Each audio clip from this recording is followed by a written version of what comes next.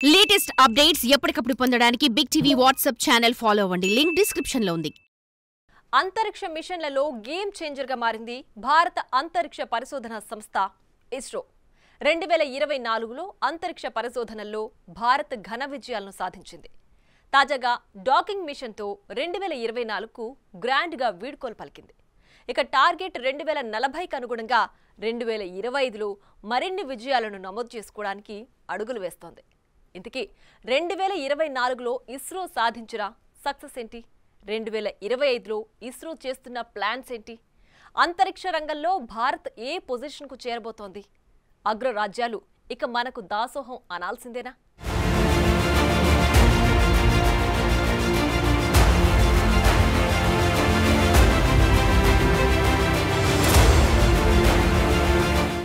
One, zero.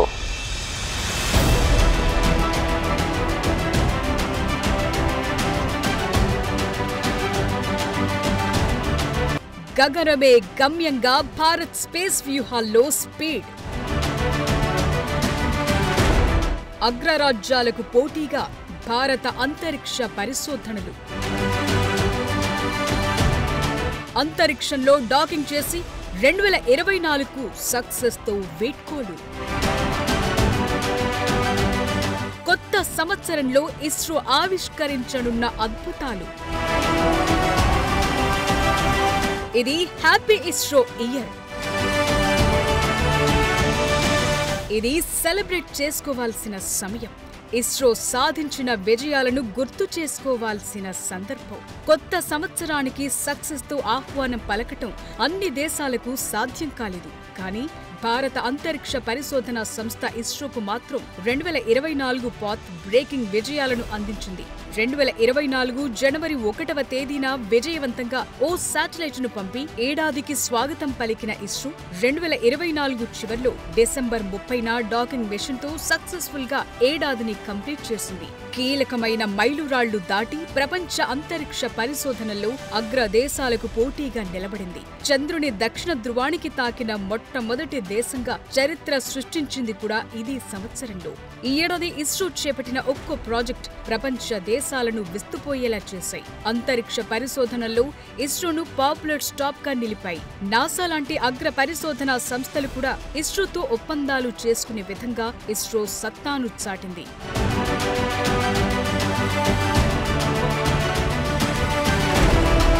ఈ ఏడాది ఇస్రో కీలకమైన అంతరిక్ష అన్వేషణ సాంకేతికతల అభివృద్ధి, విస్తరణలో అనితర సాధ్యమైన ట్రాక్ రికార్డును రూపొందించింది. దీని ద్వారా 2024 సంవత్సరంలో ఇస్రో దాటిన కొన్ని ప్రధాన మైలురాళ్లు భారత్ను శక్తివంతమైన దేశంగా ఎదగటానికి సహాయపడింది. అంతరిక్షంలో అగ్ర విజయాలను సాధించిన మొదటి 5 దేశాల్లో ఒకటిగా నిలబెట్టింది.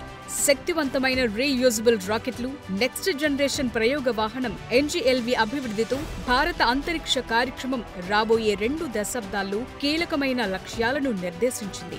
ఇస్రో తలపెట్టిన అత్యంత కీలకమైన ప్రాజెక్టులో ఒకటి గగన్యాన్ మిషన్. ఇందులో భాగంగా మొదటిసారి భారతీయ వ్యోమగాములు అంతరిక్షంలోకి వెళ్లనున్నారు.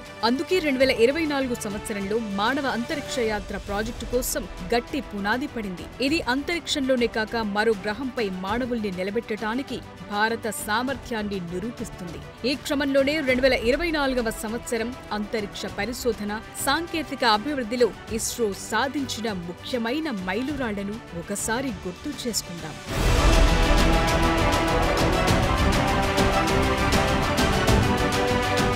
సరిగ్గా ఏడాది క్రితం 2024 సంవత్సరానికి స్వాగతం పలుకుతూ 2024 జనవరి 1న శ్రీహరికోటలోని సతీష్ ధావన్ స్పేస్ సెంటర్ నుండి PSLV C55 ఎక్స్రే పోలరీమీటర్ ఉపగ్రహం ఎక్స్పోసాట్ ని ప్రయోగించింది ఇస్రో. ఖగోళ మూలాల నుండి ఎక్స్రే ఉద్గారాలకు సంబంధించిన స్పేస్ ఆధారిత ధ్రువణ కొలతలను అధ్యయనం చేసిన మొట్టమొదటి ఉపగ్రహం ఇది.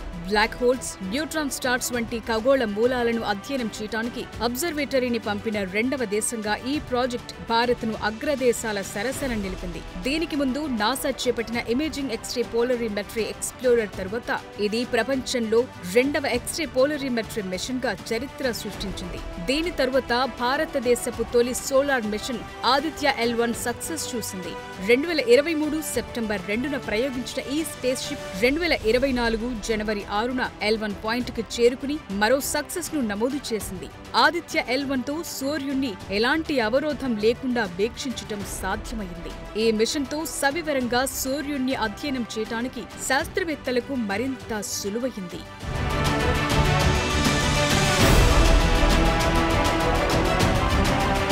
ఇక 2024 ఫిబ్రవరి 17న ISRO heavy lift GSLV MK2 ద్వారా ఇన్సాట్ 3DS వెదర్ శాటిలైట్ ని అంతరిక్షంలోకి విజయవంతంగా ప్రయోగించింది. దీన్ని 10 సంవత్సరాల పాటు అంతరిక్షంలో పనిచేసేలా రూపొందించారు. ఇది భారతదేశ పర్యావరణ పర్యవేక్షణ, సముద్ర పరిశీలనలు, వాతావరణ అంచనా, విపత్తు సహాయ కార్యకలాపాలను పెంచడమే లక్ష్యంగా పనిచేస్తోంది. ఇన్సాట్ 3DS అత్యాధునిక వెదర్ శాటిలైట్ భూస్థిర కక్షలో ఉన్న భారత థర్డ్ జనరేషన్ ఉపగ్రహాల సరసన నిలబడింది. ఈ విజయం తరువాత 2024 మార్చి 22న సిరీస్ లో రెండోదైన RLV LEX-02 ల్యాండింగ్ ప్రయోగంతో రీయూజబుల్ లాంచ్ వెహికల్ RLV టెక్నాలజీలో ఇస్రో ఒక ప్రధాన మైలురాయిని సాధించింది.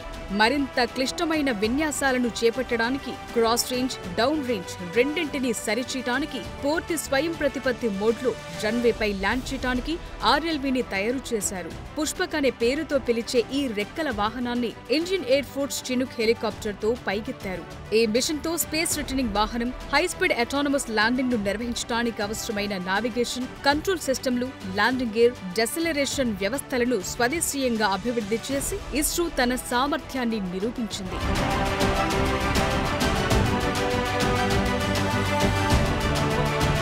2024లో 6 నెలల్లోనే మంచి విజయాలను నమోదు చేసిన ఇస్రో జూన్ 23న RLV ల్యాండింగ్ ఎక్స్పెరిమెంట్ లో 3వ వరుస విజయాన్ని సాధించింది. ఇది LEX సిరీస్ లో చివరి పరీక్ష.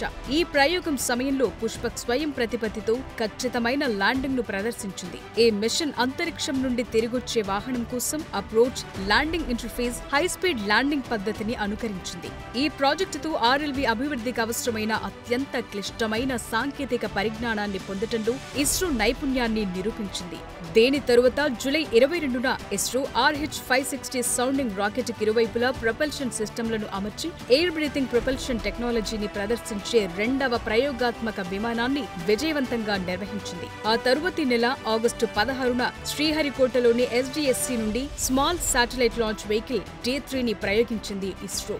దీంతో EOS-08 భూ పరిశీలన ఉపగ్రహాన్ని కక్షలోకి ప్రవేశపెట్టింది. SSLVకి ఇది 3వ చివరి డెవలప్మెంటల్ ఫ్లైట్. ఈ ప్రయోగం తక్కువ ధరతో కూడుకున్న మల్టీ శాటిలైట్ ప్రయోగాల కోసం అభివృద్ధి చేశారు.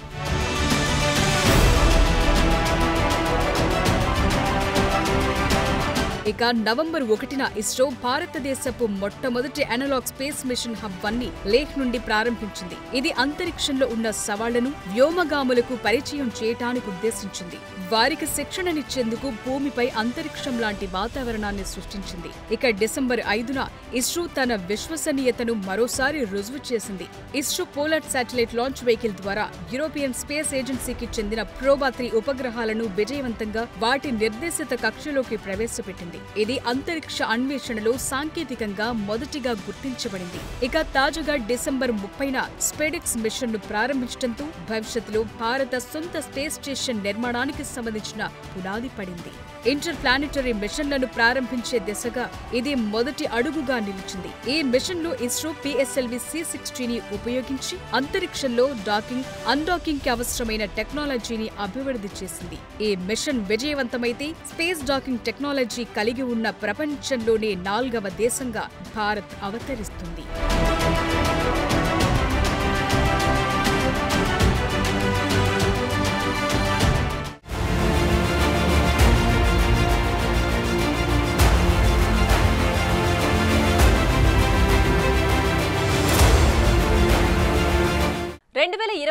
చివర్లో ఇస్రో చేపట్టిన స్పేస్ డాకింగ్ మిషన్ ఒక ముఖ్యమైన సాంకేతిక మైలురాయిని సూచిస్తుంది. అలాగే చంద్రుడిపై భారతీయుడిని ల్యాండింగ్ చేయడం, చంద్రుడి నుంచి శాంపిల్స్ ను తీసుకురావడం, ఇండియన్ స్పేస్ స్టేషన్ ను నిర్మించడం, దాని నిర్వహణ వంటి భారత అంతరిక్ష లక్ష్యాలను సాధించడంలో ఈ ప్రయోగం అత్యంత కీలకంగా మారింది. ఇప్పుడిక రాబోయేదంతా ఇస్రో సక్సెస్ జాబితాను పెంచడానికే అనుకోవాలి. కొత్త సంవత్సరంలో లిస్టు చేసిన కీలక లక్ష్యాలు భారత్ను ప్రపంచంలో మరింత బలమైన దేశంగా నిలుపుతాయి అనడంలో ఎలాంటి సందేహం లేదు.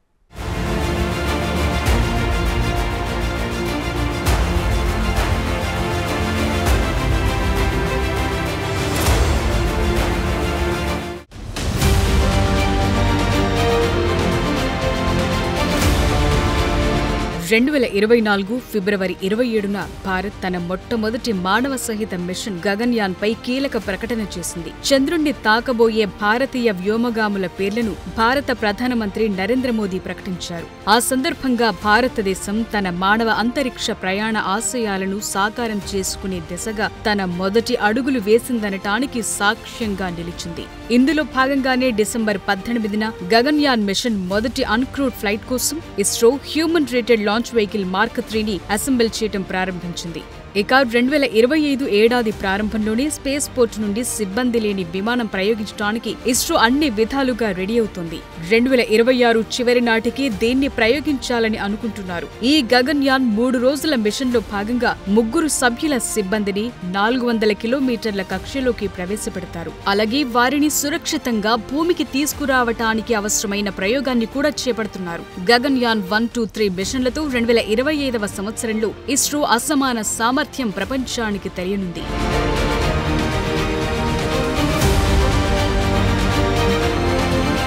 ఇక భారతదేశ అంతరిక్ష ఆశయాల్లో మరో కీలకమైన మైలురాయి వీనస్ ఆర్బిట్ మిషన్. చంద్రయాన్ 4 మిషన్లకు 2024 సెప్టెంబర్ 18న కేంద్ర కేబినెట్ ఆమోదం తెలిపింది. వీనస్ అన్వేషణ కోసం 1236 కోట్ల రూపాయలను ఆమోదించారు. వీటిలో వ్యోమనౌక కోసం 1.21 కోట్లు ఖర్చు చేయనున్నారు. ఈ మిషన్లో శుక్రగ్రహ ఉపరితలం, ఉప ఉపరితలంతో పాటు దాని వాతావరణ ప్రక్రియలు, గ్రహ వాతావరణంపై సూర్యుని ప్రభావం గురించి అధ్యయనం చేయనున్నారు. అలాగే చంద్రయాన్ 4 మిషన్ కోసం కూడా ప్రభుత్వం 2104 కోట్లను ఆమోదించింది. ఈ మిషన్ లో చంద్రుని ఉపరితలం, నేల నమూనాలను సేకరించి వాటిపై పరిశోధన కోసం తిరిగి భూమికి తీసుకురానున్నారు. ఇక ప్రధాని మోదీ అధ్యక్షతన జరిగిన కేంద్ర మంత్రివర్గం గగన్యాన్ కార్యక్రమ పరిధిని విస్తరిస్తూ భారత సొంత అంతరిక్ష కేంద్రానికి సంబంధించిన మొదటి యూనిట్ ను నిర్మించడానికి కూడా ఆమోదం తెలిపింది.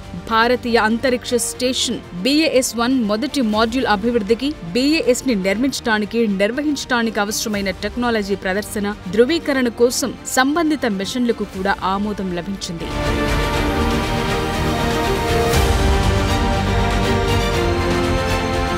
ఇస్రో జనవరి 2025లో తన 100వ రాకెట్ ప్రయోగంతో మరో అద్భుతమైన విజయాన్ని సెలబ్రేట్ చేసుకోవడానికి సిద్ధంగా ఉంది. భారత అంతరిక్ష పరిశోధన సంస్థ 2025 జనవరిలోనే geosynchronous satellite launch vehicle NVS-02 ఉపగ్రహాన్ని ప్రయోగించేందుకు సన్నాహాలు చేస్తోంది. ఈ మిషన్ 2025 సంవత్సరానికి ప్రణాళిక చేసిన అనేక మిషన్లలో ఒకటి మాత్రమే అని ఇస్రో చైర్మన్ సోమనాథ్ పేర్కొన్నారు. అయితే 2023 మే 29న GSLV V12 రాకెట్లు 2232 కిలోల బరువున్న NVS-01 ఉపగ్రహాన్ని జియో సింక్రోనస్ ట్రాన్స్ఫర్ ఆర్బిట్ లోకి విజయవంతంగా ప్రయోగించింది ఇస్రో. ఇప్పుడు ఇస్రో ప్రకటన ప్రకారం NVS-01 ఉపగ్రహం స్వదేశీ అటామిక్ క్లాక్ ను కలిగి ఉంది. అలాగే మరింత సర్వీస్ కవరేజ్ కోసం L1 బ్యాండ్ సిగ్నళ్లతో పాటు భారత నావిగేషన్, ఇంజిన్ కాన్స్టిలేషన్ సామర్థ్యాలను కూడా మెరుగుపరచడానికి రూపొందించబడింది. అయితే 2025లో భారతదేశం చాలా మిషన్లు ప్లాన్ చేసింది. జనవరిలో GSLV NVS-02ని ప్రయోగంతో పాటు 2025లోని నాసా ఇస్రో భాగస్వామ్యంతో synthetic aperture radar NISAR mission చేపట్టనున్నారు. భూమి పర్యావరణ వ్యవస్థలు, డ్యూయల్ ఫ్రీక్వెన్సీ రాడార్ ఇమేజింగ్ ను ఉపయోగించి ప్రమాదాలను అధ్యయనం చేయడానికి దీన్ని పంపిస్తున్నారు.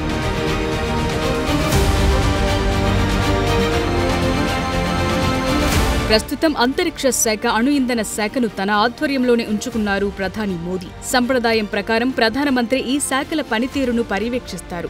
ఈ విభాగం కిందే Indian space research organisation ISRO కూడా పనిచేస్తుంది. అయితే ఇస్రోకు సంబంధించిన రోజువారీ కార్యకలాపాలను మంత్రిగా డాక్టర్ జితేంద్ర సింగ్ నిర్వహిస్తారు.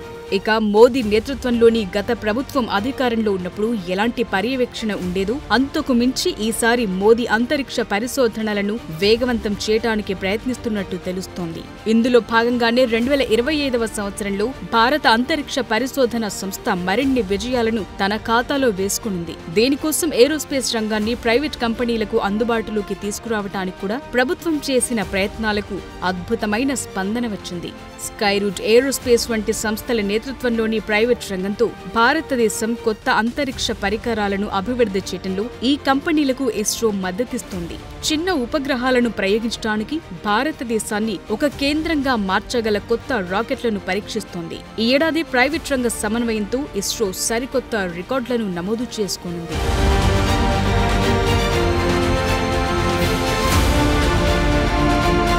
ఇకిప్పుడు ఇస్రో మరిన్ని అభివృద్ధి కార్యక్రమాలు చేయటానికి ప్రణాళికలు సిద్ధం చేస్తున్నట్టు తెలుస్తోంది. ఆర్టిఫిషియల్ ఇంటెలిజెన్స్ రాకతో క్వాంటమ్ కమ్యూనికేషన్స్, కంప్యూటింగ్ రంగంలో మెరుగైన అభివృద్ధితో పాటు రాబోయే 5 ఏళ్లలో ఇస్రో మరింత ముందుకు కొనసాగుతుందని అంతరిక్ష రంగం ఆశాభావం వ్యక్తం చేస్తోంది.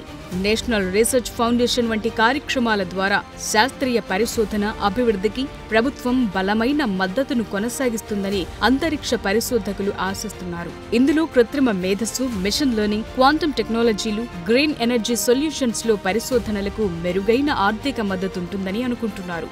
ఇక వనరులు, విజ్ఞానం, సాంకేతికతను పంచుకోవటం వల్ల భారతీయ అంతరిక్ష సంస్థలు, ఇతర గ్లోబల్ స్పేస్ ఏజెన్సీల మధ్య సంబంధాలు బలపడతాయని నిపుణులు ఆశాభావం వ్యక్తం చేస్తున్నారు. అదనంగా కొత్త FDI విధానాల ద్వారా ప్రారంభించిన అంతర్జాతీయ కంపెనీలతో భాగస్వామ్యాన్ని అన్వేషించడం ద్వారా భారతదేశానికి అధునాతన టెక్నాలజీలతో పాటు అమలు పద్ధతులను తీసుకురావచ్చని అనుకుంటున్నారు. దీన్ని బట్టి చూస్తుంటే 2025వ సంవత్సరమంతా భారత అంతరిక్ష పరిశోధన సంస్థ ఇస్రోకు సూపర్ బిజీ ఇయర్ అని అనుకోవాలి. అందుకే ఇది హ్యాపీ ఇస్రో ఇయర్.